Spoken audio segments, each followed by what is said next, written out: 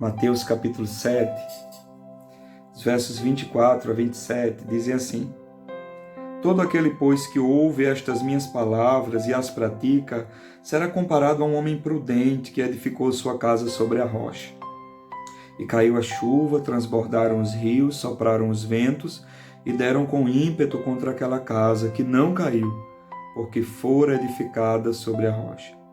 E todo aquele que ouve estas minhas palavras e não as pratica, será comparado a um homem insensato, que edificou a sua casa sobre a areia. E caiu a chuva, transbordaram os rios, sopraram os ventos e deram com ímpeto contra aquela casa, e ela desabou, sendo grande a sua ruína. Como você se sente vivendo em um mundo cheio de tempestades? Como você se sente vivendo em um mundo tão instável? Você desejaria se agarrar a algo que lhe trouxesse plena segurança? Bom, aqui nessa passagem, no final do Sermão do Monte, Jesus conta a história de dois construtores. Um é aquele que é tido como um homem sábio, aquele que construiu a sua casa sobre a rocha. Os ventos sopraram, os rios correram, a chuva caiu e vieram sobre aquela casa, mas aquela casa não desabou, ela ficou de pé. Mas Jesus fala também de um outro homem, um construtor que constrói a sua casa sobre a areia.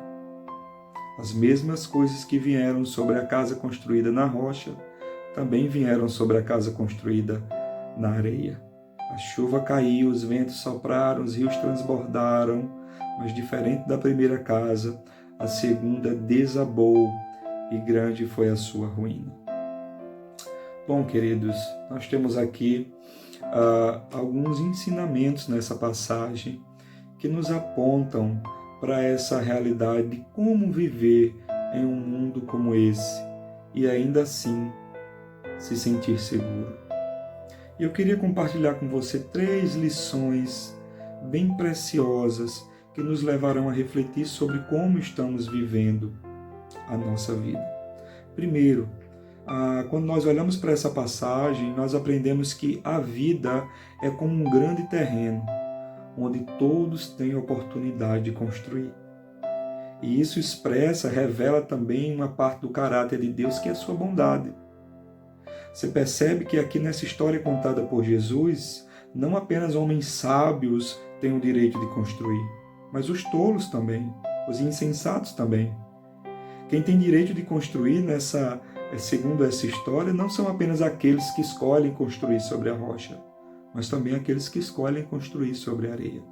E assim é também na nossa vida. A verdade é que todos nós estamos diariamente envolvidos em construções. Algumas escolhas mais sábias, outras escolhas mais precipitadas, alguns construtores mais inteligentes, mais orientados, mais preparados, precavidos, outros construtores mais tolos, mais desorganizados, mas a verdade é que escolhas boas ou más, construções firmes ou fracas, todos nós estamos envolvidos em construções, porque a vida é um grande terreno onde todos nós temos a oportunidade de construir. Mas nós aprendemos também com essa passagem que o local, a base que nós utilizamos, mas o local onde construímos, onde fazemos as nossas construções, determinará o futuro delas. Perceba que esse homem que constrói a sua casa sobre a rocha, quando as tempestades vêm, quando o vento sopra, quando os rios transbordam, quando a chuva cai, a casa permanece firme. O futuro dela é o sucesso, é a vitória. Ela fica firme, fica de pé, ela triunfa. Mas aquelas construções que foram feitas sobre a areia, sobre um fundamento frágil, essas construções, elas desabam diante das tempestades. E vale pensarmos sobre isso, porque se a vida é um grande terreno, onde todos nós temos a oportunidade de construir, e se todos nós, de uma forma ou de outra, consciente ou inconscientemente, estamos envolvidos em construções diárias, então vale pensar onde estamos fazendo nossas construções. quem é ou qual é o fundamento, o alicerce que nós estamos utilizando como base para as nossas construções. A criação de filhos, o construir de uma família, de um relacionamento conjugal, o cuidado com o corpo e com a mente, o cultivar de uma espiritualidade, todas essas coisas são construções. E o futuro delas determinará ou será determinado pelo fundamento que nós estamos utilizando. Qual é o fundamento que nós estamos utilizando para a criação dos nossos filhos? Qual é o fundamento que nós estamos utilizando para afirmar o nosso casamento, a nossa família? Qual é o fundamento que nos norteia a cuidar do nosso corpo e da nossa mente? Qual é o fundamento que estamos utilizando para nos conectarmos com aquilo que é transcendente? Para cuidarmos da nossa espiritualidade? Precisamos pensar bem, com cuidado sobre isso, porque a verdade é que muitas pessoas já estão sofrendo derrotas amargas, porque começaram a construir coisas, começaram a construir em fundamentos frágeis, e por isso muitas famílias já vieram a desabar. E por isso a própria vida parece que está em ruínas, porque escolheram os fundamentos errados para a construção de suas vidas. Mas há uma terceira lição que eu chamo sua atenção aqui nesse texto, é que um dia chegará, ou melhor dizendo, chegará um dia em que todas as construções do mundo serão expostas a um rigoroso teste de qualidade. A Bíblia aqui fala de rios transbordando, ventos soprando, a chuva descendo, de tempestades, literalmente tempestades.